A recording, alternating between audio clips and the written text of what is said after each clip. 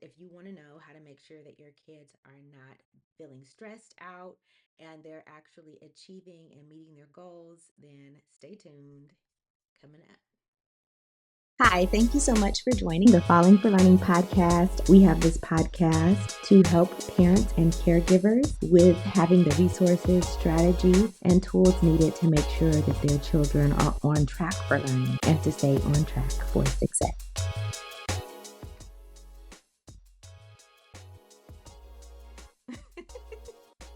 Okay, so this very unpopular thing, right? Testing, testing, testing. But actually, testing is a part of real life. If you're a lawyer, a teacher, um, a doctor, whatever, exams and testing are just part of life.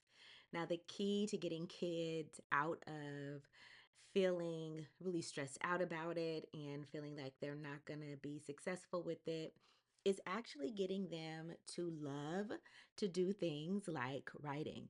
So, writing is one of those skills. It is a gatekeeping skill if you can't write well. And of course, people are like, oh, we could use ChatGPT and all that kind of stuff.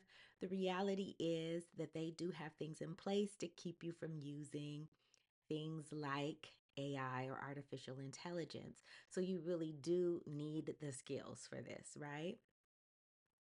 Of course, we as adults may use artificial intelligence, but we have benefited from knowing what good writing is and how to do good writing.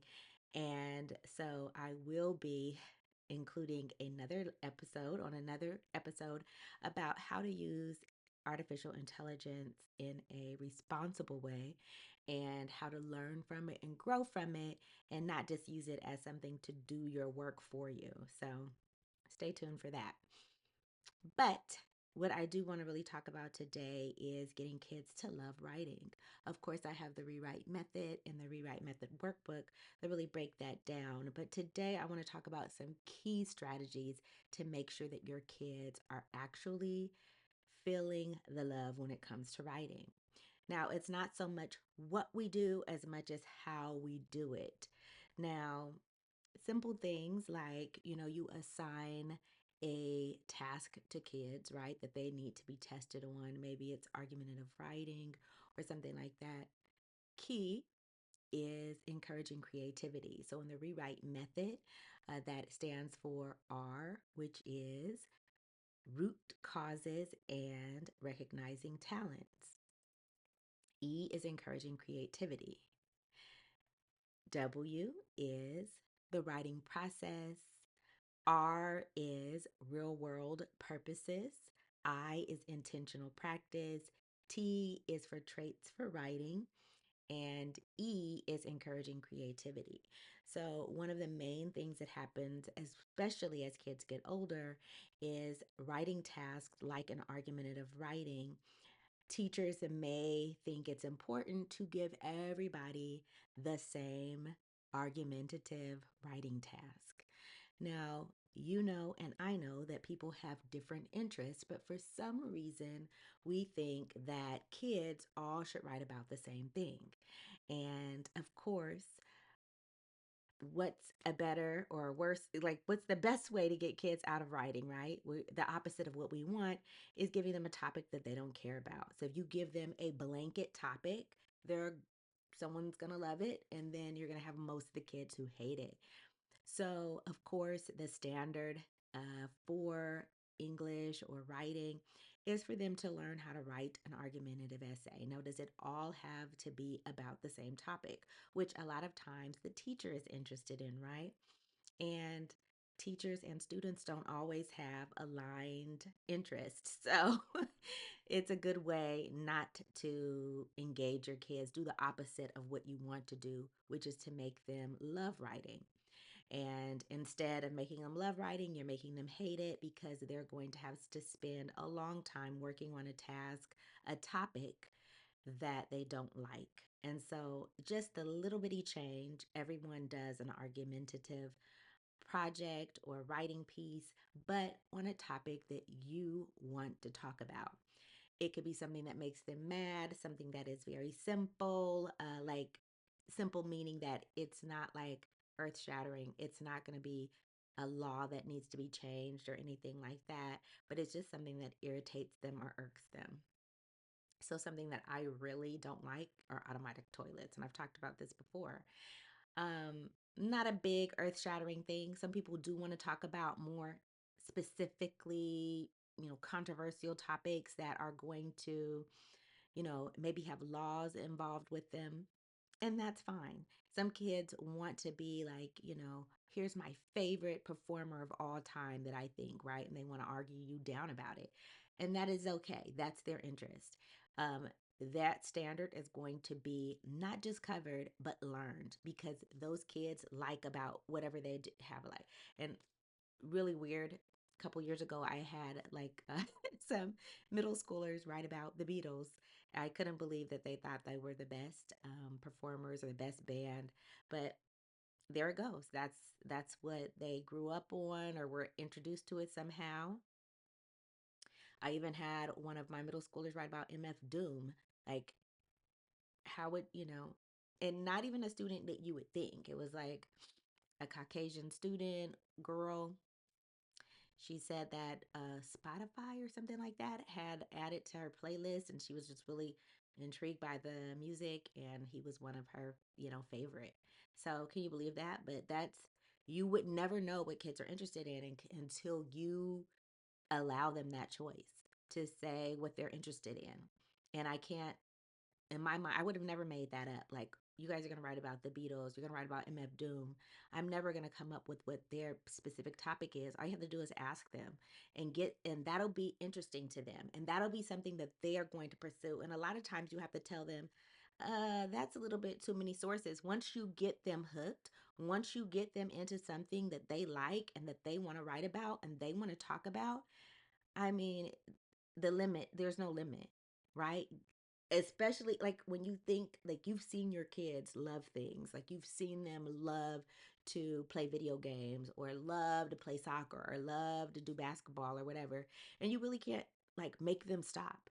They will maybe be up in the middle of the night involved in that game, or even if it's just like playing with the sock and throwing it into the hoop, like they're into something, you're not going to make them stop. So getting back to testing, right? If they love to write, if they love to read, and you've done things specifically to help them love it, and I call it hooking into that. And some people feel like, oh, you're hooking them. No, when I say hook, I'm saying like you're attracting them to it. So I don't know if people are getting mixed up with my semantics or whatever, but you're doing things to make them love it and to make them enjoy it. So I just focused a little bit on encouraging creativity. In that case, is choice. Choice allows them to be creative, to come up with a topic that they like and that is interesting to them. And it could range from very serious to very silly to, the whole gamut. And that gives them some agency in what they're doing. And it's free. Choice is free. Um, Another topic, another way to incorporate some of the principles of the rewrite method. And the rewrite method it includes principles and practices that are going to help kids to love writing. Because a lot of times, and I've been around a lot of schools and I've worked in elementary, middle, and high school, that we are systematically, squeezing the juice out of writing. I just crack myself up sometimes when I say things. Anyway, I mean that we're really, sucking the love, the joy, the creativity out of writing. When you talk to some high school kids, you'll definitely get some of them that will tell you this. I have a writing workshop that I've been leading for the past 6 years or so. And I have a very limited one that I'm offering coming up this summer. But that that first thing that I gave them, a survey about what makes them like writing, what don't they like about reading, writing, or literacy. And they did say what I could sense as I serviced. At one point, I worked as an English language arts advisor and served 39 schools and did some consulting for them, um, you know, in that capacity. And as I went, pre-K through 12, looking at these different schools, I could see that they really hated writing. Even my experience when I first meet my students, a lot of them hate writing, but I really purposefully, you know, engage in these different practices of the rewrite method to help the kids to get out of writing hate and into writing love. And a lot of us don't even know we're doing it. And I do want to tell you, I'm a very serious person. So I did these things that I'm asking you not to do, and not to make the same mistakes, or to like reverse course, like stop doing it, or really avoid it if you are thinking of it, because it's really a disservice to kids. Definitely, because of the misinterpretation of the Common Core state standards, definitely, um, especially at the high school level, they have just taken creativity, no poems, very little narratives out of the English classroom. And when that happens, like, where else would they get that from? The science teacher is teaching narratives, the science teacher is teaching poems, like, so some kids definitely don't have experience in the high school level with any creativity when it comes to writing, because everyone has to do the exact same essay. There is only essays, and they're only one form of essays. They're basically 5 paragraph essays. And the other thing that I want to say about that is part of the rewrite method. Um, the second R in the rewrite method is really thinking about real world purposes for writing. A lot of the writing is just done for an audience of one, and that's the teacher. So when the writing is done for an audience of one, it is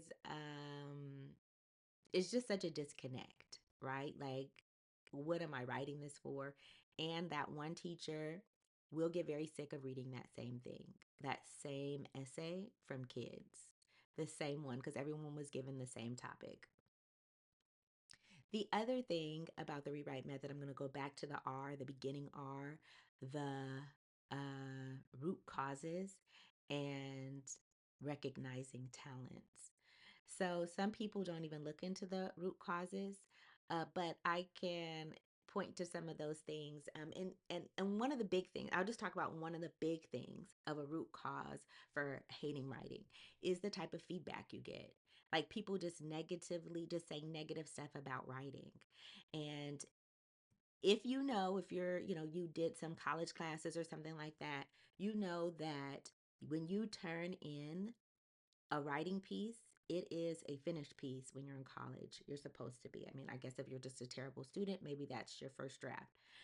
But most people know that they've worked on that writing piece. And, what happens with our students is we are in the behind the scenes with them. We see their writing from the beginning, and we see the in its roughest phase. And what happens is some teachers look at that rough draft, and maybe they didn't even feel like writing that day, right? Maybe that topic doesn't appeal to them, and they barely wrote anything. And the teacher diagnoses them right away. Okay, they can't write. They don't know what to do. They have no idea what writing is. We're going to start from the top or the bottom, whatever way you want to say it.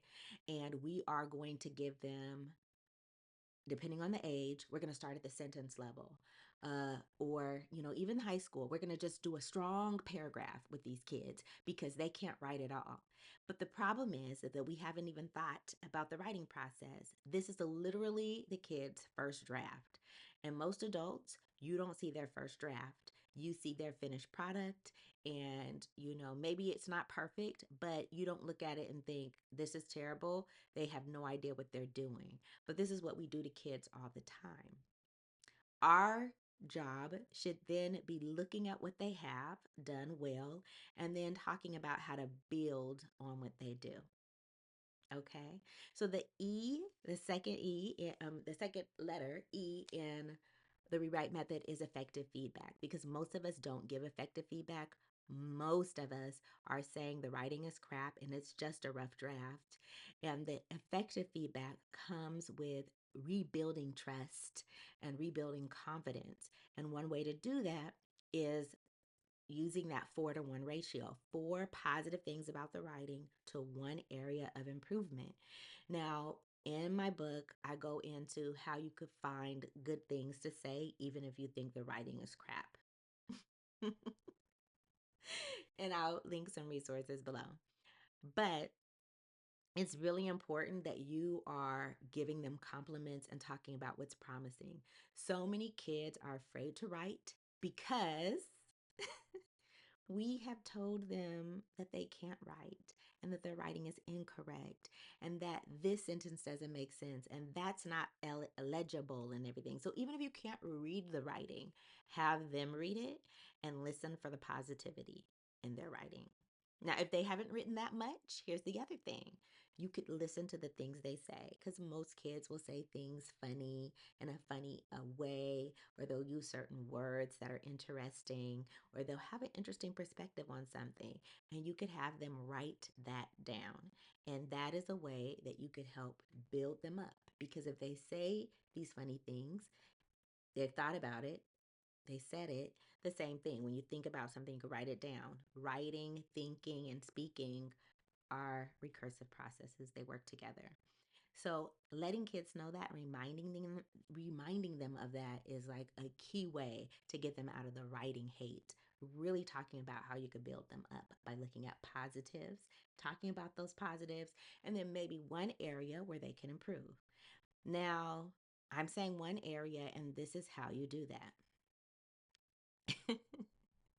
And I'm going to tell you right after these messages.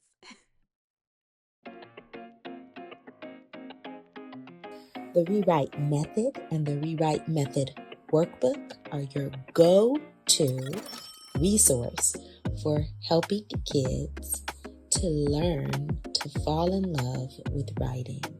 It has the tips, tools, resources, strategies, and skill building activities to help kids fall out of writing hate and into loving to write. Get your book set today.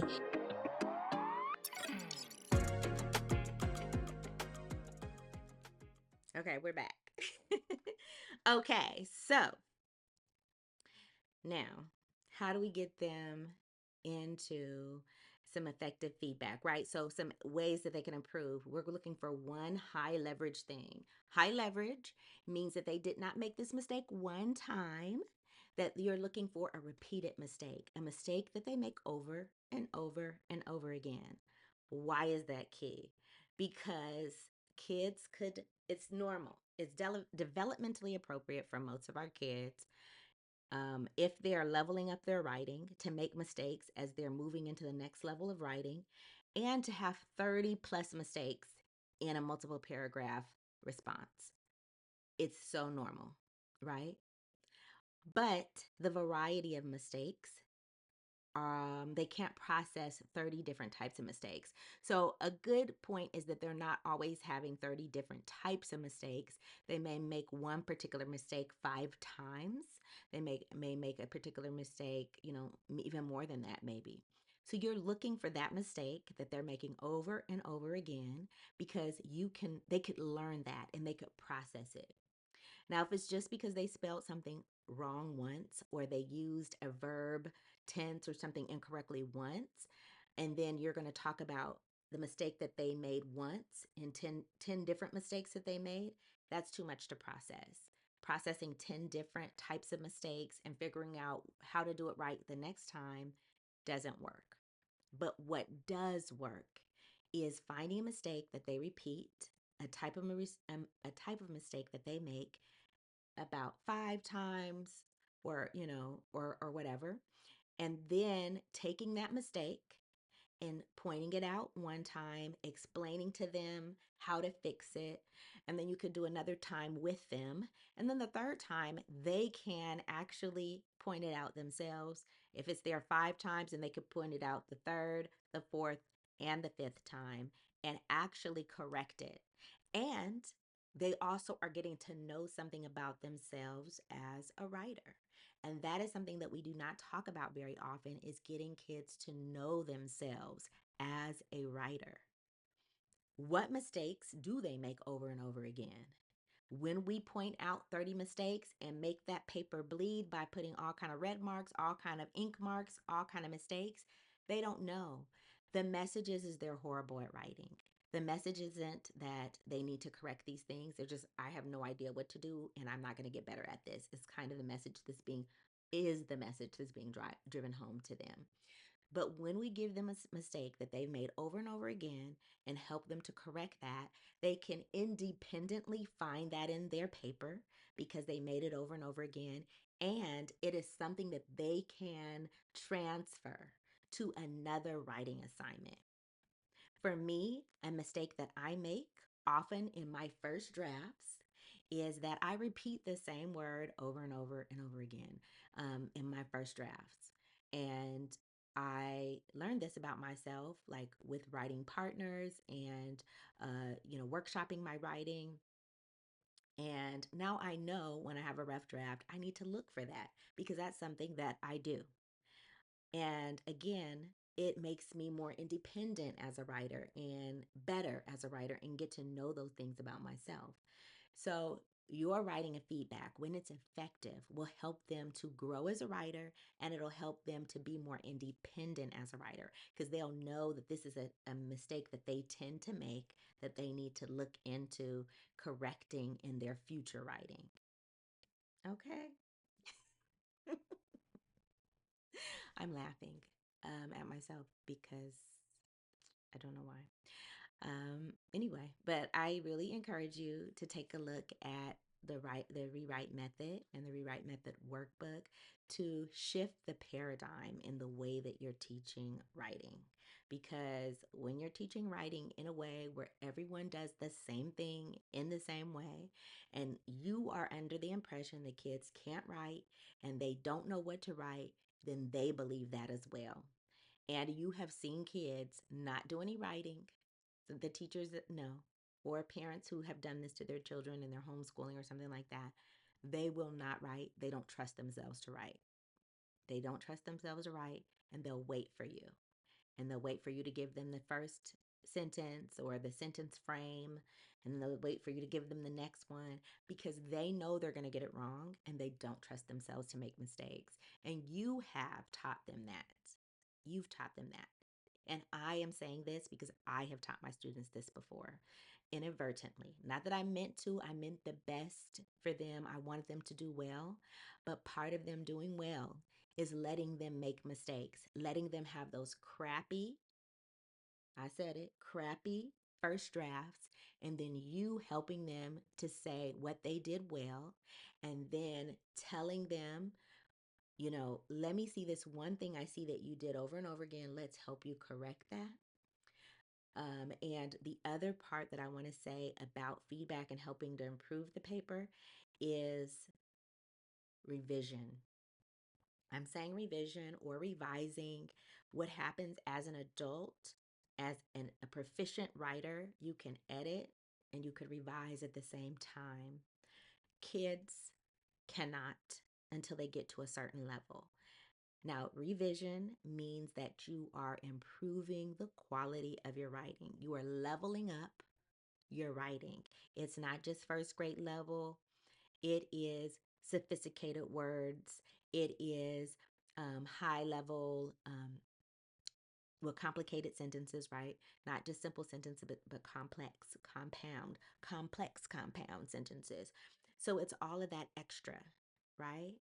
And that is something that you're not always able to do when you're focusing on editing and revision at the same time. Because most people, teachers, kids, everybody, they go right for the incorrect thing, which is that spelled incorrectly. There's no capital letter. Where's the period?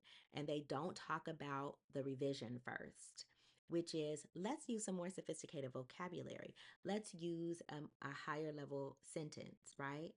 And instead of doing that, they're really focused in on the corrections. And that's why kids don't trust themselves to write because they're like, I'm going to use a simple sentence because I know how to spell that simple sentence. But if I use a word like exacerbated, exasperate, yeah, I can't even get my words together, right? It's so exhausted, exasperated, all these different words that you could use, right? They're not going to use because they're going to get it wrong, right? And so they won't use it. And so they have very simple sentences, very simple writing, but it's not high level. A elementary kid could do it, and they're not moving on past that. But when we tell them, okay, you're using high level words, you're using compound sentences, complex sentences, and it's okay, you're going to make mistakes, but you're going to try it, and we're going to help you get through it because we're leveling up your quality of writing. And it's okay, you're going to make mistakes as you're learning how to do this. Then they will trust themselves to do that, and they will challenge themselves to do a little bit more every time, and you're going to have grade level proficient writers, right? Not perfect writers, but they'll gain grade level proficiency because they are trying more challenging things, and they will enjoy trying those things. You're going to give them some wordplay. You're going to give them some challenges that they haven't seen before. You're going to give them ability to make creative work. You're going to give them choices. Here's all these different things we've tried out, and which one do you want to make a final draft of? Do you want to revise? And that will give them the strength they need to sustain a test, any test that's put before them, because they're going to believe in themselves. And most of us um, know that it's very important to believe in yourself, and also to believe in the power of your ability to get up even when you make mistakes, and to look at mistakes as a pathway to growth instead of a pathway to like, I'm not good at this, a pathway to putting yourself down. So I am so glad that you joined us today at the Falling for Learning podcast. Make sure that you do something today to give your child a competitive advantage.